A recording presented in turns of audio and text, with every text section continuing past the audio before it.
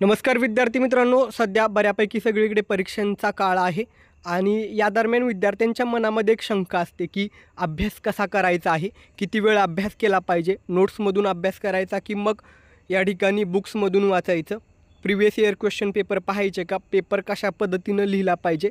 Practical बाबतीत देखील विद्यार्थ्यांना शंका असतात, जसं की सिनॉप्सिससाठी कशा पद्धतीनं क्वेश्चन येतील, वायवासाठी कशा पद्धतीनं तुम्ही आन्सर्स केले पाहिजेत. तर या सगळ्या गोष्टींबाबत आज सविस्तर चर्चा करणार आहोत. तर बघा कोणकोणते मुद्दे आपण घेणार आहोत. एक डाऊट असतो बऱ्याच जणांना की किती वेळ अभ्यास केला पाहिजे, त्याशिवाय किती मार्क्ससाठी किती आन्सर लिहिलं पाहिजे हा देखील प्रश्न असतो. पुस्तकातून वाचावं की नोट्समधून, PYQ previous year question paper पाहावे का, प्रॅक्टिकलच्या बाबतीत देखील त्यांना बरेचसे डाऊट्स असतात. आणि शेवटी या व्हिडिओच्या शेवटी काही महत्त्वाच्या खास टिप्स आहेत ज्या की मी तुम्हाला देणार आहेत, ज्या की मी सुद्धा स्टुडंट फेजमध्ये असताना यूज केलेल्या होत्या. तर ठीक आहे, जास्त वेळ न घालवता आपण व्हिडिओला सुरुवात करूया. सगळ्यात पहिल्यांदा अनेकांच्या मनामध्ये प्रश्न असतो की किती वेळ अभ्यास करावा, किती वेळ अभ्यास केला पाहिजे. तर लक्षात ठेवा, दिवसात तुम्हाला पूर्ण 12 तास जरी मिळाले तरी 12 तास तुम्ही पूर्ण स्टडी करता का? नाही. त्यामुळे लक्षात ठेवा, तुम्ही किती वेळ 4 तास, 5 तास, 6 तास किती वेळ अभ्यास करता हे अजिबात मॅटर करत नाही. तर स्टडी तुम्ही किती क्वालिटीनं करता, ज्यावेळेस तुम्ही स्टडी करताय त्यावेळेस तुमचं अटेन्शन तिथं किती आहे ते खूप मॅटर करतं. सध्या एक प्रॉब्लेम आहे बऱ्याच स्टुडंटच्या बाबतीत की तो म्हणजे एका ठिकाणी कंटिन्यू 1 ताससुद्धा कोणी बसू शकत नाही आहे. थोडंसं या जनरेशनमध्ये, आपल्या जनरेशनमध्ये हा प्रॉब्लेम आहे की अटेन्शन पॉवर ही बऱ्यापैकी कमी झालेली आहे. मग यासाठी काय करता येईल? तुम्ही किती वेळ अभ्यास करता ते मॅटर करत नाही, तर किती क्वालिटी, किती चांगल्या पद्धतीनं अभ्यास करता हे मॅटर करतं. मग यावेळेस काय करायचं आहे? समजा तुम्हाला कंटिन्युअस एका जागेवरती बसून जास्त वेळ अभ्यास होत नाही, अशा वेळी काय करायचं आहे?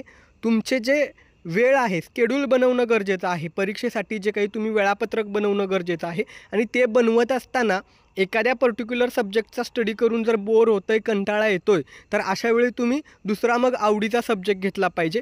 किंवा खूपच कंटाळा येतो आहे तर त्यानंतर मग तुमच्या आवडीचं एखादं काम केलं पाहिजे. यामुळं काय होतं, थोडंसं माइंड फ्रेश होतं आणि क्वालिटी स्टडी होतो. ठीक आहे. त्यानंतर दुसरा महत्त्वाचा मुद्दा आहे तो म्हणजे किती मार्क्ससाठी किती उत्तर लिहावं, हा एक बऱ्याच जणांना डाऊट असतो.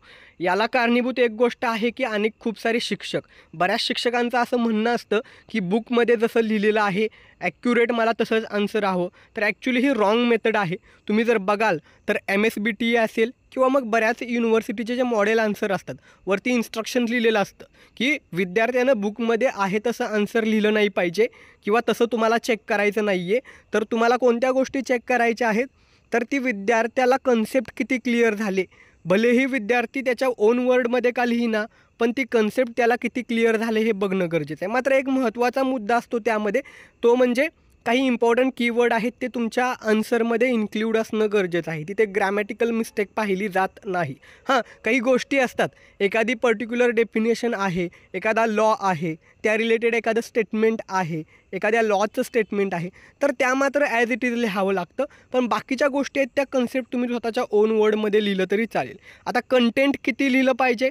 तर लक्षात ठेवा, युजुअली आपण 12थपर्यंत तुम्हाला जे इन्स्ट्रक्शन्स माहीत होते त्यानुसार जर एखादा क्वेश्चन 5 मार्क्सला आहे तर त्यामध्ये साधारणपणे 10 पॉईंट लिहिणं तुम्ही गरजेचं आहे. पण 10 पॉईंट लिहिणं म्हणजे असं नाही की खूप एलॉबरेटेड किंवा तुम्ही 5 मार्कासाठी 4-5 पेज आन्सर लिहिलं पाहिजे, असं काही नाही आहे. पण शेवटी ॲट द एंड तुमच्या सब्जेक्ट टीचरच्या नुसार ह्या गोष्टी व्हॅरी होऊ शकतात. तर हळूहळू कॉलेजमध्ये त्या गोष्टीचा अंदाज घ्या, कुठल्या शिक्षकाला कशा पद्धतीनं आन्सर हवा आहे त्या पद्धतीनं पेपर रिप्रेझेंट करा. बट माझं ओन वैयक्तिक आन्सर असेल की तुम्ही ज्यावेळेस उत्तर लिहिताय त्यावेळेस क्वेश्चनमध्ये काय विचारलं आहे ते सगळे मुद्दे तिथं इन्क्लूड केले पाहिजे. फॉर एक्झाम्पल एक उदाहरण घेऊया. समजा तुम्हाला क्वेश्चन आलेला आहे, define dosage form, what is need of dosage form and explain the solid as a dosage form. ठीक आहे, physical state solid dosage form ते सांगा. तर या ठिकाणी एक्सपेक्टेड काय आहे आन्सरमध्ये?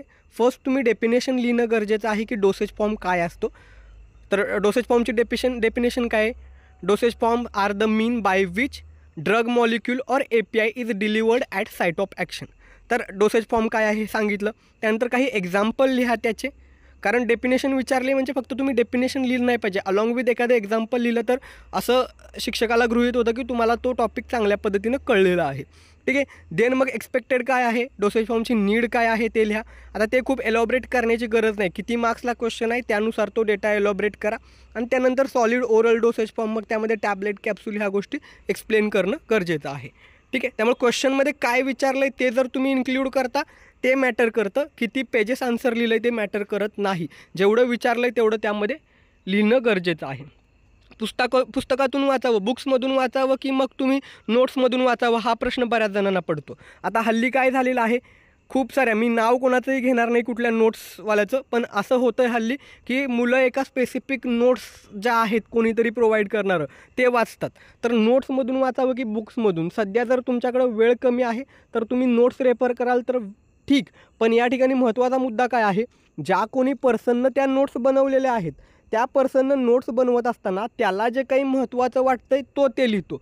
आणि मुळात तो नोट्स बनवणारा पर्सन फार्मा बॅकग्राऊंडचा आहे का, भलेही फार्मा बॅकग्राऊंडचा जरी असला तरी तो कोणत्या इयरमध्ये आहे, तो त्या नोट्स बनवत असताना सिलॅबस रेफर करतो का, सिलॅबसमधले सगळे पॉईंट इन्क्ल्यूड झालेले आहेत का, ह्या गोष्टी मॅटर करतात. आणि नोट्समधून जेव्हा वाचता तर ते तुम्ही फक्त एक्झाम पॉईंट ऑफ व्ह्यू आणि पासिंग पुरतं लिहिता. पण ज्यावेळेस तुम्ही बुक्समधून एखादी गोष्ट वाचता तर त्यावेळेस एका गोष्टीचा फायदा होतो, तो म्हणजे ती कन्सेप्ट तुम्हाला लाईफ टाईम क्लिअर होत असते, तुम्ही समजून घेता. ठीक आहे. त्यामुळं मला वैयक्तिक विचाराल तर पहिली गोष्ट तुम्ही बुक्स वापरा, जे काही रेफरन्स कॉपी रेफरन्स बुक आहेत ते वापरायचे. अलॉंग विथ दॅट तुमच्याजवळ सिलॅबस हवा, सिलॅबसमध्ये जे पॉईंट आहेत ते सगळे कवर झाले पाहिजेत, त्या गोष्टी समजून घ्या. एखादी गोष्ट समजत नसेल तर सिम्पल वर्डमध्ये समजून घ्यायला हल्ली तुम्हाला इंटरनेटवरती अनेक सोर्सेस अवेलेबल आहेत, त्यांचा यूज करा. ChatGPT आहे, बरेच सारे सोर्सेस आहेत आणि त्या गोष्टीचे काही एक्झाम्पल समजून घ्या. ठीक आहे. त्यामुळं पुस्तकातून वाचलेलं कधीही चांगलं. वेळ कमी आहे, वेळेअभावी आता नोट्समधून वाचाल काही हरकत नाही, पण लाँग टर्म GPAT-सारख्या एक्झामचा स्टडी करायचा आहे तर तुम्हाला या ठिकाणी रेफरन्स बुकशिवाय पर्याय नाही. ठीक आहे.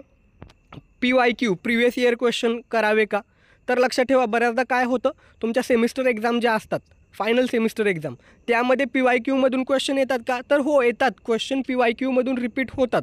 पण लक्षात ठेवा काय गोष्ट असते, PYQ हे कधी रेफर करावे, जेव्हा तुमचा सिलॅबसमधले सगळे टॉपिक वाचून होतात, बुक्समधून तुम्ही वाचता, स्वतःचा पूर्ण अभ्यास झालेला असतो, त्यावेळेस तुम्हाला चेक करायचं आहे की माझं नॉलेज करेक्ट आहे का आणि त्या पद्धतीने मी आन्सर लिहू शकतो का, त्यासाठी PYQ रेफर करायचे आहेत. आणि ज्यांना फक्त जर पासच व्हायचं आहे त्या हिशोबानं स्टडी करताय तर मग फक्त PYQ बघा, पण तिथे तुम्हाला चांगला स्कोर येणार नाही आणि पास झाला तरी एकदम बॉर्डरवरती आणि बाउंड्रीवरती पास होऊ शकता. त्यामुळं परफेक्ट चांगला स्कोर आणायचा आहे, गोष्टी अंडरस्टँड समजून घ्यायचे आहेत, तर मात्र या ठिकाणी तुम्ही सिलॅबसमधल्या पूर्ण पॉईंट कवर झाले पाहिजे, बुक्समधून किंवा चांगल्या क्वालिटी नोट्समधून स्टडी झाला पाहिजे.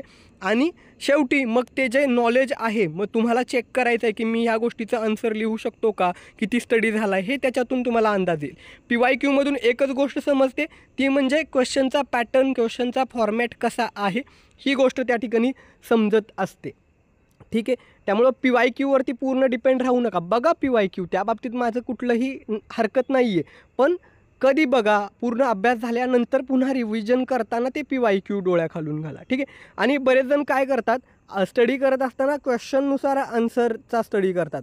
For example dosage form, type of dosage form, तर तुम्ही काय करता, फक्त त्यावले क्वेश्चन करता की what is dosage form, what are different type of dosage form. मग यामुळं काय होतं, तो कन्सेप्ट क्लिअर होत नाही तुमचा. एकदा जर तो पूर्ण कन्सेप्ट तुमचा क्लिअर असेल तर मग एक्झामिनर कसा का क्वेश्चन विचारेना त्याच्यावरती, जे तुमच्याजवळ डेटा, जे नॉलेज आहे ते तुम्ही मग त्या विचारलेल्या क्वेश्चननुसार लिहू शकता.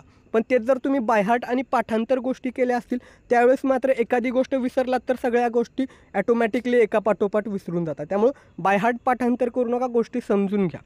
ठीक आहे. आणि सगळ्यात महत्त्वाचा मुद्दा, जे क्वेश्चन पेपर सेट करतात, जे एक्झामिनर असतात, पेपर सेटर असतात, तर ते दरवर्षी बदलतात किंवा 3 वेगळे सेट बनवले जातात, त्यातून ॲट द एंड लास्ट मोमेंटला कुठलाही पेपर येऊ शकतो. त्यामुळे एक गोष्ट लक्षात ठेवा की फक्त PYQ किंवा प्रत्येक एक्झामिनरचा माइंडसेट वेगळा असतो आणि महत्त्वाचं हेच आहे की ज्यावेळेस तुम्ही स्टडी करताय त्यावेळेस एक्झामिनर कशा पद्धतीनं कुठल्या गोष्टीवर क्वेश्चन विचारू शकतो हे विचारात घ्या. आता एक्झामिनर कशावरती क्वेश्चन विचारेल, जे महत्त्वाचे टॉपिक आहेत त्यावरती ना. मग तशा पद्धतीनं ज्यावेळेस तुम्ही स्टडी कराल त्यावेळेस तुम्हाला ह्या गोष्टी हार्ड जाणार नाहीत. पुढे जाऊया. अतिशय महत्त्वाचा मुद्दा, प्रॅक्टिकल सिनॉप्सिस व्हायवा. ठीक आहे, बरेच जण थेअरीच्या बाबतीत सगळे सांगत असतात पण प्रॅक्टिकलच्या बाबतीत तुम्हाला टिप्स दिल्या जात नाहीत, तर त्याबाबत सविस्तर बोलणार आहोत. प्रॅक्टिकलसाठी बऱ्याचदा काय होतं, तुम्हाला जर जे थेअरीचे सब्जेक्ट टीचर आहेत तेच प्रॅक्टिकल घेत असतील तर अशा वेळी तुम्हाला जे सिनॉप्सिसला क्वेश्चन येतात ते क्वेश्चन हे मोस्ट ऑफ टाईम तुम्हाला थेअरी किंवा तुमच्या जर्नलमध्ये इनिशियली जो पार्ट तुम्ही लिहिलेला आहे इंट्रोडक्शन किंवा त्या पर्टिक्युलर प्रॅक्टिकलचा जो प्रिन्सिपल आहे त्या सगळ्या गोष्टी किंवा काय प्रिकॉशन घ्यायचं या सगळ्या गोष्टीवरती क्वेश्चन विचारले जातात. तर ही गोष्ट सब्जेक्टिव्ह आहे. सब्जेक्ट टीचर किंवा तुम्हाला जे प्रॅक्टिकल कंडक्ट करणारे टीचर आहेत ते ज्यावेळेस प्रॅक्टिकल कंडक्ट करतात त्यावेळेस तुम्हाला कुठल्या गोष्टीवरती कशा पद्धतीनं ते एक्सप्लेन करतात त्यावरून तुम्हाला अंदाज येईल की कशा पद्धतीनं ते क्वेश्चन विचारत आहेत. आता प्रॅक्टिकलमध्ये बऱ्याचदा कसं होतं, प्रत्येकाचा प्रॅक्टिकल हँड थोडा वेगळा असतो. प्रत्येकजण त्या गोष्टीमध्ये परफेक्ट असेलच असं नाही, पण ज्यावेळेस प्रॅक्टिकलच्या गोष्टी रिझल्ट या गोष्टी तुम्ही रिप्रेझेंट कराल तर त्यावेळेस काही गोष्टींचं प्रिकॉशन घेणं गरजेचं आहे. ज्यावेळेस पेपरमध्ये रिप्रेझेंट करता त्यावेळेस बरेच जण विद्यार्थी चुका करतात की जे आन्सर लिहितात, फायनल आन्सर रिझल्ट लिहितात त्यामध्ये ते जे काही युनिट असतं ते लिहायला विसरतात. या चुका टाळायच्या आहेत. युनिट लिहित असताना ते प्रॉपर युनिट लिहिलं गेलं पाहिजे. ठीक आहे, तर फॉर एक्झाम्पल विस्कॉसिटी जर तुम्ही मेजर केली, आता सेकंड इयरला फिजिकल फार्मास्युटिक्समध्ये तुम्ही विस्कॉसिटी मेजर करता तर त्यामध्ये विस्कॉसिटीचं युनिट लिहित असताना ते प्रॉपर सेंटीपॉईज आहे, पॉईज आहे, कुठलं युनिट आहे, ग्रॅम पर ml आहे का पर्सेंटेजमध्ये एखाद्या पर्टिक्युलर आन्सरचं युनिट आहे, ते प्रॉपरली तुम्ही लिहिलं जाणं गरजेचं आहे. सगळे मुद्दे जे सांगितलेले आहेत ते त्या ठिकाणी इन्क्ल्यूड करणं गरजेचं आहे. प्रॅक्टिकलच्या बाबतीत बऱ्याचदा काय होतं तर अनेक विद्यार्थी काही गोष्टींमध्ये मॅन्युप्युलेशन करतात, रिझल्ट चुकला म्हणून वगैरे. तर सगळ्यात महत्त्वाचं काय आहे, या ठिकाणी ज्यावेळेस कुठलाही प्रॅक्टिकल एक्झाम कंडक्ट होते तर त्यावेळेस समजा एक्सटर्नल आहे किंवा तुमचं जे प्रॅक्टिकल कंडक्ट करणारे सब्जेक्ट टीचर आहेत त्यांना एक्सपेक्टेड काय असतं, तो एक्सपेरिमेंट तुम्हाला कितपत कसा समजलेला आहे. ठीक आहे, त्यामुळे तुमचा फायनल रिझल्ट मॅटर करत नाही. बऱ्याचदा रिझल्ट थोडाफार चुकला तरी सगळे मार्क्स तुमच्या रिझल्टला नसतात, तर तुम्ही कशा पद्धतीनं प्रॅक्टिकल परफॉर्म केलेलं आहे त्या गोष्टीला पण काही मार्क्स रिझर्व असतात. त्यामुळे त्या गोष्टीचं तुम्ही टेन्शन घेऊ नका. फक्त तुम्ही प्रॅक्टिकल व्यवस्थित परफॉर्म करा, जे आहे ते व्यवस्थित लिहा, मार्क्स तुम्हाला चांगले हे नक्कीच मिळून जातील. ठीक आहे, आता पुढे सगळ्यात महत्त्वाचा मुद्दा, स्टडी टिप्स.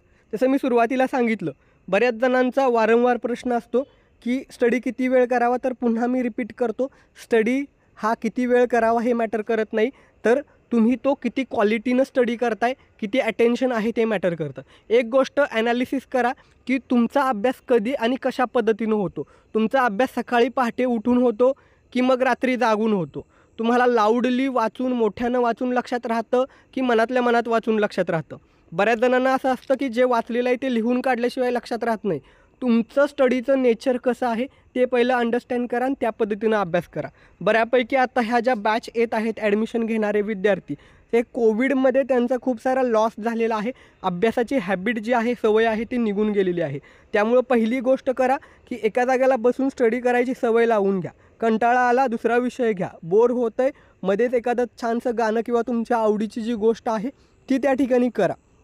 पण त्या ठिकाणी अभ्यासाचं योग्य नियोजन करणं गरजेचं आहे. एक छानसा सुविचार आहे या ठिकाणी सांगावा वाटतो, failing to plan is planning to fail. म्हणजे नियोजन करण्यामध्ये जर तुम्ही अयशस्वी होत असाल तर त्या ठिकाणी तुम्ही अयशस्वी होण्यासाठीचंच नियोजन करताय.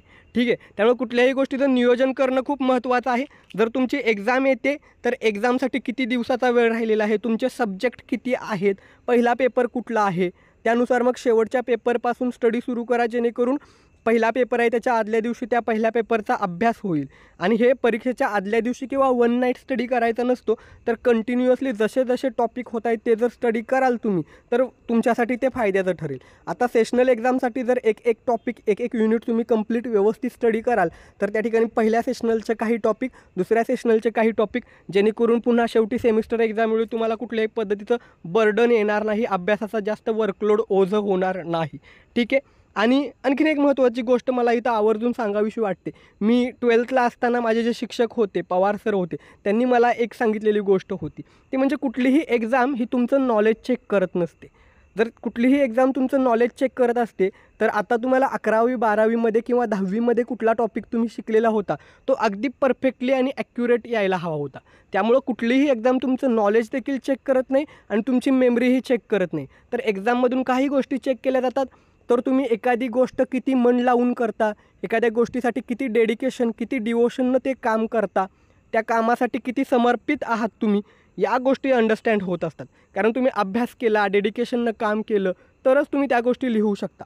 आणि मुळात जर तुम्ही गोष्टी अंडरस्टँड करून घेतल्या असतील, तर मग कुठलाही पेपर किंवा कुठलीही गोष्ट तुम्हाला हार्ड जाणार नाही. ठीक आहे. बऱ्यापैकी व्हिडिओ मोठा झालेला आहे आणि ज्या काही महत्त्वाच्या गोष्टी शेअर करायच्या होत्या अगदी मनापासून शेअर केलेल्या आहेत. हा व्हिडिओ आवडला असेल तर व्हिडिओला लाईक करायला आणि जे कोणी तुमचे फार्मसीचे विद्यार्थी आणि केवळ फार्मसीचे विद्यार्थी नाही तर अगदी 10th 12thला जरी तुमच्या घरामध्ये कोणी लहान भाऊ असेल, कोणी असेल, त्या सर्वांना स्टडीबाबतच्या या टिप्स शेअर करायला विसरू नका. धन्यवाद. थँक्यू.